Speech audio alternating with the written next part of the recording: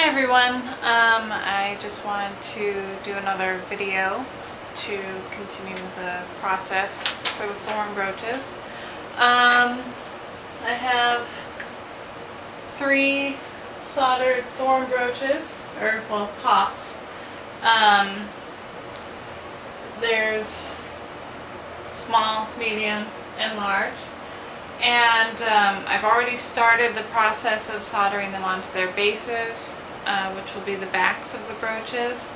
And this time I'm doing it a little differently. I've been taught in school in years past to, if you have to do drilling on a hollow form, if it's going to be visible, it should be decorative. It should have a purpose. And that's something I haven't done in the past, and it's kind of worked against me. So I decided this time to do some decorative drilling on the back, and what that does for hollow forms is, for one, when you solder a hollow form, you might, if you don't have any holes drilled, you might be able to solder it once. But if you have to continue soldering it, it could explode because the air inside of it gets really hot and there's just a bunch of pressure building up. So that's, a safety element of having holes drilled for hollow forms. Another element is when you have to quench or put it in the pickle. If you only have one hole drilled, then you're gonna have trouble getting the liquid out of the hollow form. And one trick is to slowly heat the hollow form, and with the hole pointing away from you or anything you don't want splatter to get on, and it'll sort of steam out, it'll spit and steam out the liquid. But that's also not super ideal. So having a lot of holes drilled in the base of the hollow form allows that liquid to get out of the hollow form, and there will be no residue, there will be no, randomly escaping pickle acid when it's all finished. So I'm doing drilling, and what I'm doing for the drilling is I drew, this is a photocopy, but I drew some sketches of rose stems and roses.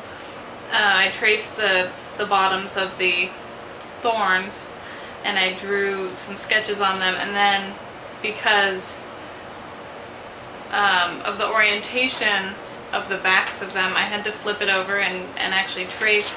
So there's one drawing that's for the smallest, and when I do brooches with pins on the back, I like to raise the pin and the catch a little bit with like a little sheet of solder or silver underneath them. So these little areas that have shading, those are actually going to be pierced silver that'll be sweat soldered onto the backs. So I basically just went around, I cut this out and I glued it onto the silver. I tested it on copper first to make sure that I wasn't going to break a bunch of drill bits. So I glued it onto the silver and I taped it onto plywood and did a bunch of the piercing like this. That's my plywood piece, lovely, isn't it?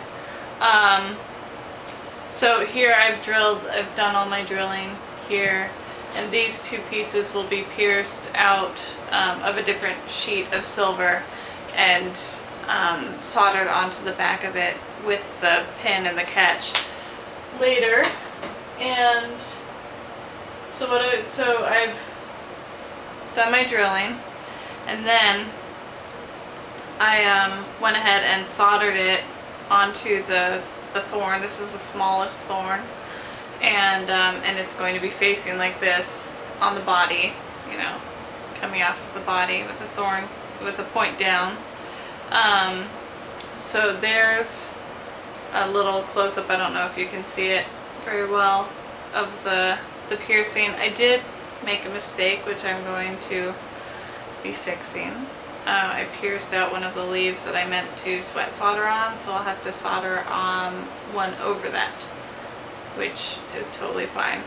And then, you know, the pin catch, or the pin top will go up here on another piece of silver. So that's where I'm at. Everything's going well. There's occasional hiccups with the solder, like I had to patch up a little solder here, and that's just kind of the nature of these pieces. If you don't have a huge flange around them, it's kind of how hollow forms function or not function. So yeah, hopefully these will be done the next couple days. They have to be, because they have to be shipped out. And I'll hopefully be able to make another video when they're all finished. Thanks for watching.